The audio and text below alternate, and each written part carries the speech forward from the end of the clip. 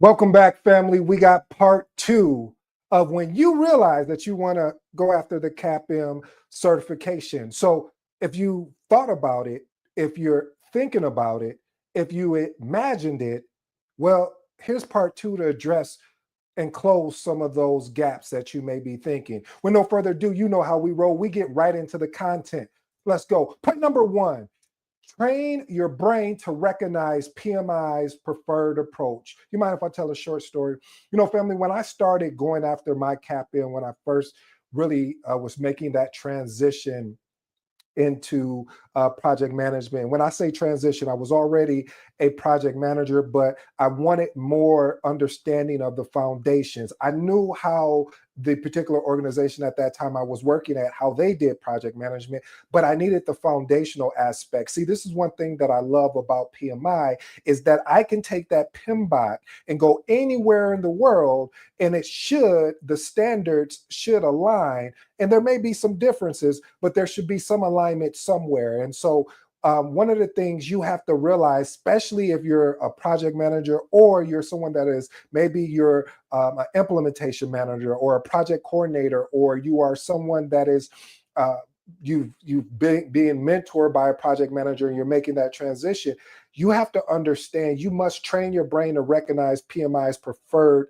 approach. Let's unpack this. So PMI expects project manager to follow a structured, standardized approach, which may differ, key word, from real world experiences. This is why you need to get mentored by a real world project manager, not somebody that just all of a sudden is teaching you certification but has no real world background project management. Okay, I won't go on the rant here. This is why it matters. Choosing answers based on personal work experience instead of PMI's methodology can lead to incorrect responses. I tell you, when I was going through the mock exams and through the quizzes, I was just failing them left and right. I'm like, no, that is not how we do it where I work at. We do X, we do Y, we don't do it this way. But I was thinking with a real world approach instead of how PMI wants me to digest the information. Here's my actionable tip.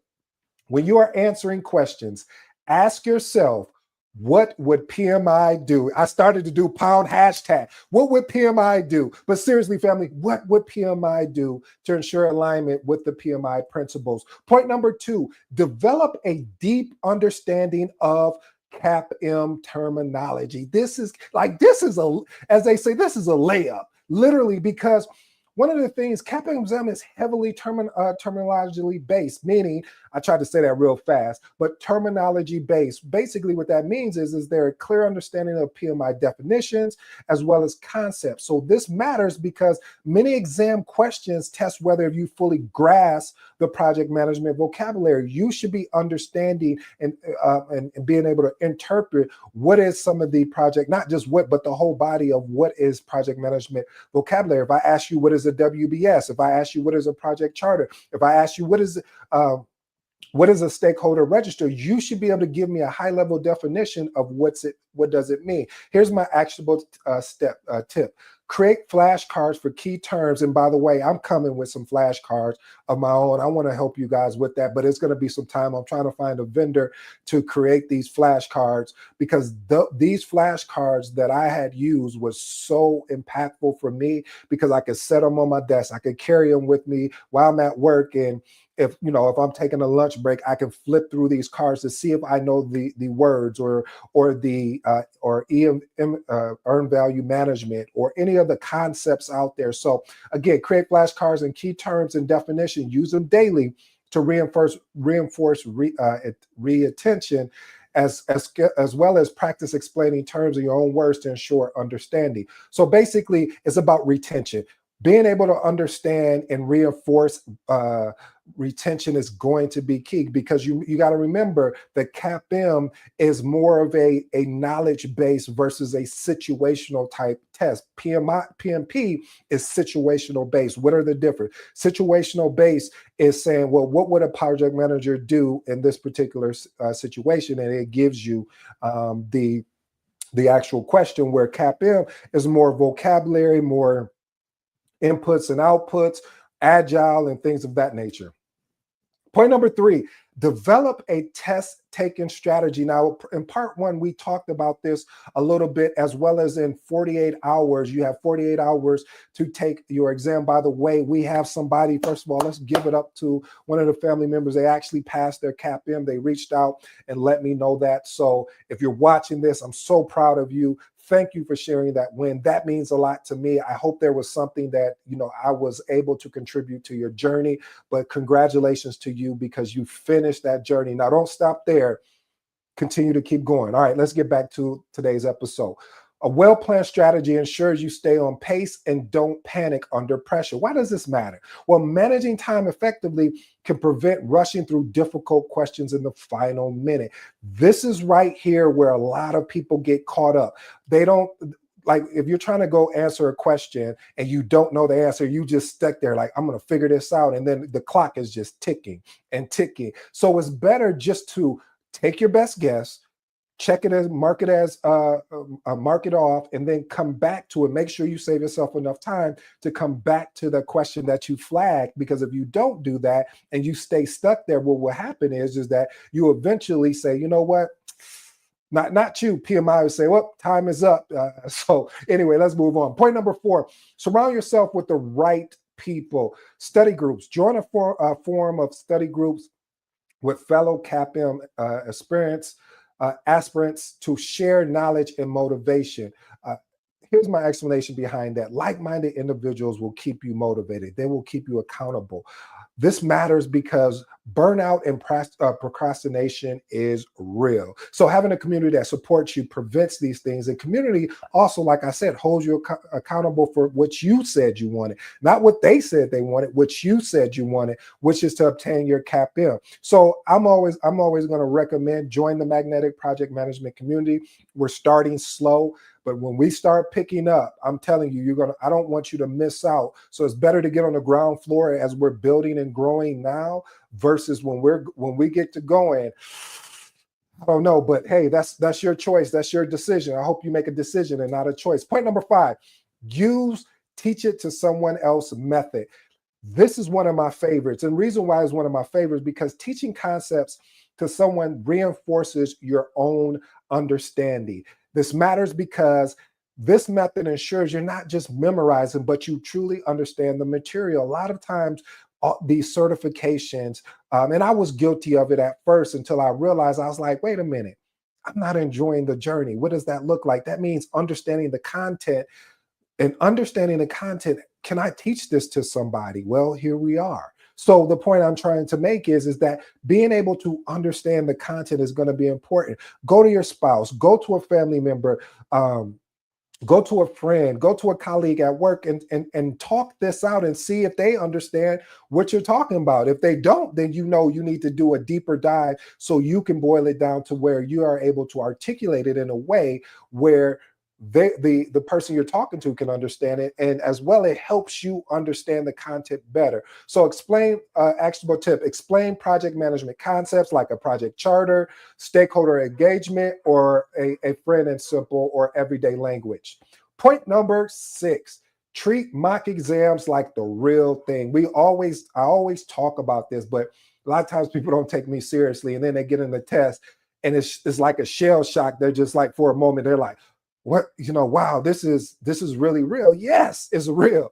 So always simulating exam condition helps you develop focus, improve time management, and reduce anxiety. This matters because the more realistic your experience practice sessions, and I'm about to go to my AI. We talking about practice? Yeah, baby, we talking about practice. The more confident you feel on test day, the more confident that you'll be able to respond to test questions. Here's my actionable tip. Set up a quiet place, use a timer to match the real exam duration, and stick to the scheduled breaks. If you choose to take a break, we know that you get at the 75 mark question, you're allowed a 10-minute break. And then after that, there are no more breaks. So again, if you're somebody that's going to want to take a break, I recommend that you do that. If you're not, then you say, okay, no, I'm not taking a break. I'm moving forward. But that's based on how you feel and what you practice and plan for. Point number 7, identify your learning style. This is huge for me because I was always trying to figure out my learning style. And one of the things I realized, I had to experiment. I had to try different learning methods. I had to analyze, reflect what works best. And then eventually, just like having an agile mindset, I had to adapt. I tailored my study approach. See, everyone processes information differently. Some learn through visuals, others prefer reading or hands-on practice. For me, I'm a combination of all three. I like to see the visual. I like to read. I like to get hands on, as well as I like to hear it. So I need all of those pieces to really help me understand what I'm actually learning there. Because if not, it just doesn't do me any good. This matters because understanding your preferred learning method helps you retain information faster and more efficiently. Here's my actionable tip. Experiment with flashcards. Maybe you need a mind map. Maybe you need video lectures. Maybe you need practice questions, but find out what best works for you. Point number 8, create a CAPM formula sheet. Now, this is memorizing key formulas ahead of time prevents last minute panic. Now, one of the things about this is understanding earned value management, or basically, and then understanding schedule variance and cost variance, having the ability to actually know what you're talking about. Again, just don't memorize just to and not know, understand the concept behind it. It's important. Matter of fact, it's imperative that you understand the concept behind it so you can grow. Here's my actionable tip. Write down critical formulas and review them daily before the actual exam. Bonus number, I said bonus. Bonus number 1, train your brain for multiple choice questions. One of the things is understand the question structure. Recognize those tricky wording and double negatives. This is going to help you navigate these questions. Practice elimination. Remove the wrong answer first. This is one of my key things that I'm going to put in my training to teach people who wants to sit and pass the CAPM, because this is one of the things that worked for me. PMI also has it where you can strike out answers when you're on the test. So I always recommend when you identify an answer, strike it out that if it's not an answer that aligns with what you're trying to see. Because let's say I got 4 answers here, and I know one of this letter A is not it. Strike it out right away so you're not going back and overlooking it as well. And I also have another key trick, but I'll save that for another day. But if you want to know more about that when the training drops, definitely you'll be able to get access to it. Identify keywords, like look for clues in the question, because the question is always going to leave you a clue. It's just how you identify and really review the question that's going to help you. So CAPM questions often have, like I said, tricky words, double negative, and best choice scenarios. This matters because familiarity with how questions are structured helps you avoid common traps. Actionable tip, practice eliminating the wrong answers before selecting the best choice. Now, that's the key word. I should have highlighted that, because there may be 2 good answers, but you need to select the best choice and look for keywords that guide the correct response. And bonus number 2, different between key project management roles. See, this is like, you would think this is easy, and this is where a lot of times you can fall victim to, because of the fact you think it's so easy that you don't even invest the time to study it. So the CAPM exam often tests knowledge on different roles, such as the sponsor, the project manager, team members, and stakeholders.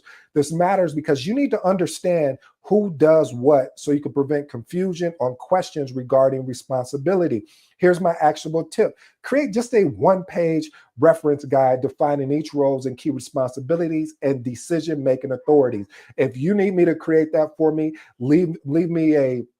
send me a message, drop a comment in chat, and I would love to create that for you so you'll have an understanding of a cheat sheet of just to say, okay, who responsible for this, and who makes this decision, and who authorizes the project, these type of things, so you have a better understanding and it'll help you on your exam. All right, let me give you my 3 transformational remarks and then I'll be on my way. Number 1, train your brain to recognize PMI's preferred approach. Like I said, choosing answers based on personal work experience instead of PMI methodology can lead to incorrect responses. My actionable tip is, when answering questions, ask yourself, I'm going to do it again, #, what would PMI do? you just want to be able to, all seriousness, family, you want to be able to ensure alignment with the PMI principles. And number two, teach it to someone else method. This is so key. When you're able to not just memorize, because I don't want to work with people that just want to memorize, because memorizing is not going to help you on your journey. When you're sitting in that interview and you have a great opportunity and you did all this memorization, but you didn't understand the content, then you won't be able to give proper context to what you're talking about. So again, my actionable tip is set up a private conversation, discuss the reasons for not attending, identify how to improve future actions. What I mean by that is understand, being able to articulate what you're talking about, what you just learned at a very high level. You should be able to do that with anybody. Identify your learning style. This is going to be important. Understand preferred learning methods helps you retain information faster and more efficiently. My actionable tip is experiment with flashcards, mind maps, video lectures, and practice questions to find out what's best for you. Well, family, I hope you enjoyed today's episode. I go by the name of ED. For all you smart and intelligent folks out there, hey, listen, that just simply means Ed. Until next time.